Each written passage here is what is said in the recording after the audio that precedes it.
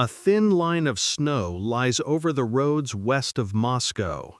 It is late September 1941, and the map on the table of Army Group Center shows an arrow spearing toward the Soviet capital. The German code name is simple and confident: Operation Typhoon. The objective is strategic and psychological: end the war in the east by taking Moscow before winter, before Soviet industry can fully uproot and live again beyond the Urals, before the Red Army finds its feet. The offensive begins in staggered blows. On September 30th, the southern pincer, Heinz Guderian's 2nd Panzer Group, punches out of the Desna and Same river corridors toward Oral and Tula. On October 2nd, the rest of Army Group Center surges forward. Hermann Hoff's 3rd Panzer Group and Erich Hopner's 4th Panzer Group, with Fedor von Bock commanding the whole. The plan is bold and familiar: encircle, dismember, and advance. Vyazma and Bryansk are the trap sites. Moscow is the prize. On the Soviet side, the situation is grave. The summer's disasters, Smolensk, Uman, Kiev, have cost the Red Army trained officers, equipment, and entire armies. Stavka rushes new formations, militia, and reinforcements to the approaches of the capital. Western Front under Ivan Konev, Reserve Front, Bryansk Front under Andrei Yeremenko, they hold a line that is more an intention than a wall.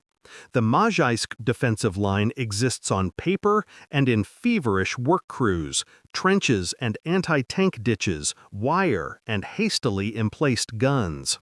Factories in Moscow still produce, even as they are dismantled under floodlights and loaded onto trains bound for the east. The first week is catastrophe cloaked in fog and dust. German armored spearheads carve deep, bypassing strongpoints, circling roads. By October 3rd, Orel falls. The panic spreads. At Vyazma to the north and Bryansk to the south, German pincers close around multiple Soviet armies. Tens of thousands attempt breakouts through forests and across streams already crusting with frost. German counts of prisoners would later claim over 500,000 captured in these encirclements. Modern estimates, using Soviet archival data, tend to a broad range, approximately 500,000 to 700,000. Acknowledging who escaped and who was double counted is still debated. What is not debated is the human cost. Stragglers walk east, bleeding, hungry, their unit designations reduced to a memory. The Luftwaffe plays its part. Stukas dive on columns, and level bombers rake the key junctions. But even in the first days, there are signs of strain. The distances are lengthening. Forward airfields are muddy buckets. Cold engines are hard to start at dawn. And on the ground, an unexpected shape has begun to appear amid the burning hulks: the T-34. German tank crews report, with surprise and frustration, that the new Soviet medium tank can shrug off frontal hits from standard anti-tank guns at ranges where they expect kills. Guderian would later admit the shock the T-34 and KV tanks caused his formations. Typhoon continues, but the spearheads are not slicing as cleanly as they did in June. Moscow listens, with the radio turned low. In the capital, sirens sound, and the city darkens under air raid orders. Trains thunder east, hauling machine tools, lathes, foundry molds, and crates of documents. On the streets, workers and students dig, lay mines, pour concrete. Soviet propaganda posters shout defiance, but the tone inside Stavka is sober, granular, mathematical. Men and materials, time, weather. The German tempo slows as the calendar turns to mid-October. The word every soldier dreads in Russia arrives: Rasputitsa. The rains come hard, chewing paved edges into ruts and turning the side roads into chocolate swamps. Tank battalions need teams of horses and trucks simply to move fuel forward. Panzer tracks sink to the hull, the exhausts burble and brown slurry. Supply columns, never glamorous, always decisive, fall behind. Rations thin, winter clothing is delayed, and the offensive's rhythm begins to break. At the front, the defense shifts from brittle to elastic. Georgy Zhukov is appointed to command the Western Front on October 10th, replacing Konev, who will soon be given the Kalinin Front. Zhukov orders hard counterattacks wherever the panzer spearheads overreach. Rokossovsky's 16th Army, assembled from fragments and reserves, holds the approaches toward Volokholamsk. The 32nd Rifle Division, drawn from far afield with winter clothing and some ski-trained troops, digs in along the Mozhaisk Line. In this area, the legend of Panfilov's 28 Guardsmen is born, a story of a handful of soldiers stopping German tanks. It will become powerful wartime lore, but the precise details and even the event's historicity are contested. What is not in doubt is the ferocity of the fight along that road and the price paid by both sides to hold or take those few kilometers of asphalt and mud. South of Moscow, Guderian's armored wedge, after rapidly seizing Orel and Mtsensk, wheels toward Tula, a crucial industrial city and gateway for an encirclement from below. In the fields around Mtsensk, German tankers encounter T-34s used with surprising tactical ingenuity. Ambushes in woods, short, brutal counterstrokes. The German 4th Panzer Division reports heavy losses. The 2nd Army tries to keep pace behind the panzers but bogs down. Tula's defenders, soldiers of the 50th Army under Ivan Boldin and armed factory workers, fight street by street. Guderian's columns reach the outskirts but do not take the city. The stop at Tula will matter. Around Moscow, the temperature drops. Snow falls heavily, then melts, then freezes, laying a hard shell over treacherous mud. With the ground firming under cold, the Germans try to renew the dash. The second phase begins around mid-November. In the north, Hoth and Hopner aim a hook through Klin and Solnechnogorsk. The goal is a swift sweep that cuts the Leningrad-Moscow rail and seizes the road toward Himki. In the south, Guderian aims again for Tula, then Kashira, then the Oka River crossings, a lower pincer. In the north, the progress is startlingly quick for a few days. Klin falls. Solnechnogorsk falls. German advance units cross the Moscow-Volga Canal, and, for a moment, a rumor ripples through Moscow that German motorcycle troops have reached a bridge at Himki. That story, told and retold, becomes a staple of the city's wartime memory. The archival picture is less cinematic. The best documented advance puts German reconnaissance to the area of Krasnaya Polyana, today's Lobnya, roughly 30 kilometers from the Kremlin. Khimki Bridge remains a contested claim. What matters operationally is not the exact kilometer marker, but the reality. The Germans are close enough for the city to hear artillery on clear nights. And yet, they are also brittle. Staff officers at Army Group Center calculate fuel per kilometer instead of kilometers per day. A battery of shells arrives without fuses. Horses die in harness. German soldiers, most still in autumn uniforms, wrap scarves under coats and burn gasoline to start cold engines. The Luftwaffe's sorties shrink with the daylight. The short war is gone. The winter war is beginning without preparation. Inside Moscow, Stavka finishes a different calculation. Reinforcements, many drawn from the Far East and Siberia, have been arriving in the capital's defense zone. Their presence has a story attached to it. Richard Sorg, a Soviet intelligence agent in Tokyo, reported that Japan would not attack the USSR in 1941, allowing divisions to transfer west. This assessment is widely cited in histories. How decisive it was in the exact timing and number of divisions sent west is debated among scholars. The fact remains that through October and November, fresh Siberian and Far Eastern formations, better clothed for cold and with solid cadre, are integrated into Zhukov's order of battle. There is also quiet growth in Soviet operational skill. Artillery is massed and scheduled. Sapper units prepare counterattack routes and strongpoints. Air regiments learn to operate in freezing conditions from snow-covered strips.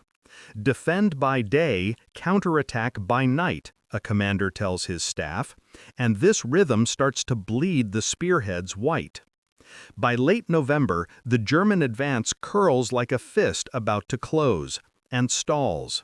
In the south, Guderian edges east of Tula but cannot break the defensive ring. At Kashira, Soviet counterblows push his forward units back. In the north, German forward elements reach Krasnaya Polyana and the Canal Line, but lose momentum. The middle is thin. Von Bock requests what is obvious: time, replacements, winter clothing, fuel. The answer, inevitably slow and in many cases simply unavailable, falls behind the speed of events. The High Command in Berlin orders "hold the line and continue the attack," instructions drafted by men looking at maps inside warm rooms.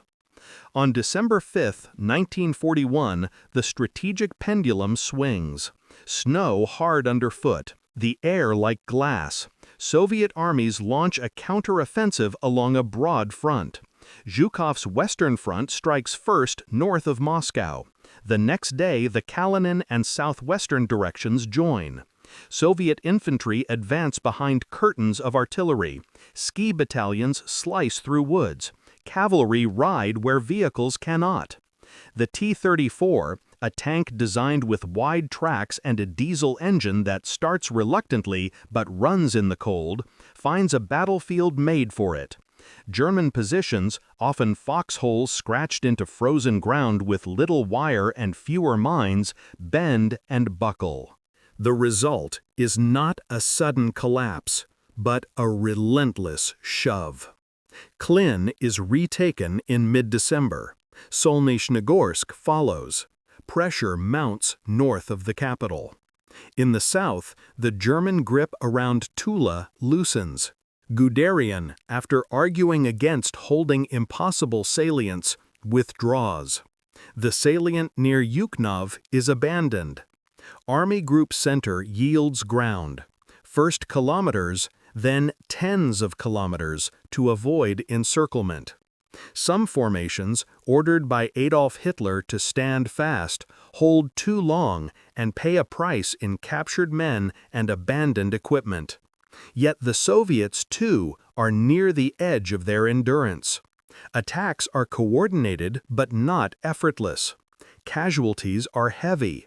Logistics groan. The winter victory is real, but it is not costless. What saved Moscow? Historians list causes rather than a single cause, and the weight on each cause varies with the lens. The operational picture is multidimensional. German failures in logistics and preparation for winter clothing, for a campaign that would not end in summer, are undeniable. The Rasputitsa, followed by extreme cold, punished the longer supply lines of the attacker harder than the shorter interior lines of the defender.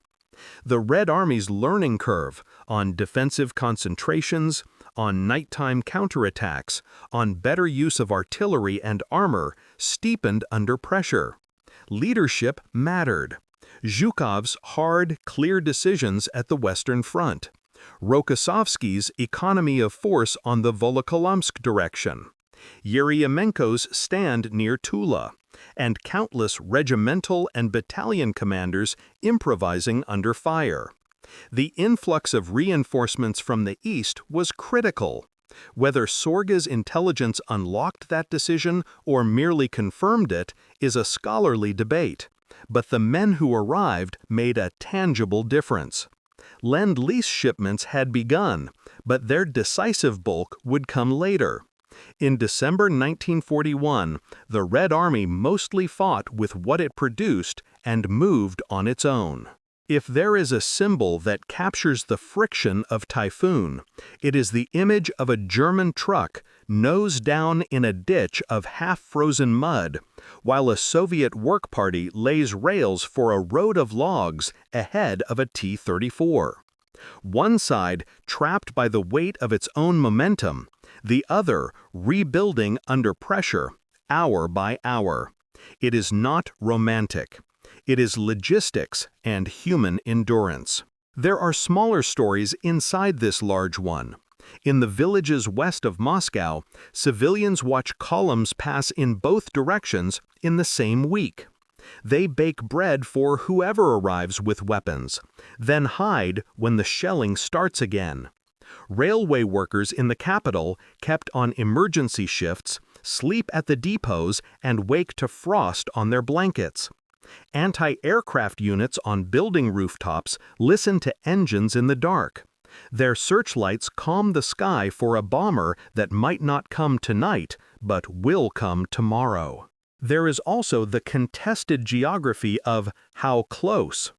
Ask a veteran in Moscow decades later, and he may tell you German patrols crossed into Himki. Ask a scholar, and she will point to logs and diaries that place the forward edge at Krasnaya Polyana. The two stories meet in the same truth. For a few days in late November 1941, the capital of the Soviet Union stood within earshot of battle. The trains still moving east with factories aboard.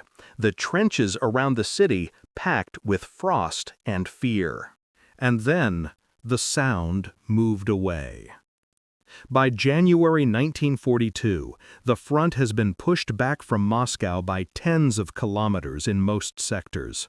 More in some, less in others. The Red Army has proven it can stop and then push the Wehrmacht. The strategic consequence is enormous. The myth of an invincible German army dissolves in the snow around Klin and Tula. In Berlin, the leadership will decide to make a stand at all costs, a decision that will bleed Army Group Center for a year and more. In Moscow, Stalin orders medals struck for the defense of the city, and the evacuees begin the slow work of returning what can be reinstalled of industry. No one imagines the war is almost over. Everyone knows now that it will be long. Operation Typhoon fails to take Moscow. But to call it simply a failure hides the scale of what it was. The last great gamble of 1941, a campaign of encirclements and pursuit that bled into a fight against mud, cold, and time. A battle measured not only in corps and kilometers, but in the number of working locomotives, in the length of a convoy hauling winter coats, in the number of nights a unit could survive in foxholes with wet boots. It is sometimes tempting to treat weather as the protagonist in this story. But weather, like terrain, is a constant. It becomes decisive only through human decisions. The German High Command chose a deep offensive late in the year, without full preparation for winter. The Soviets chose to build, to hold, and to counterattack even at the edge of catastrophe. At Mozhaisk, a Soviet tank commander writes to his wife that the ground is hardening and the enemy is close. At Tula, a factory worker carries a rifle and returns at dawn to his machine.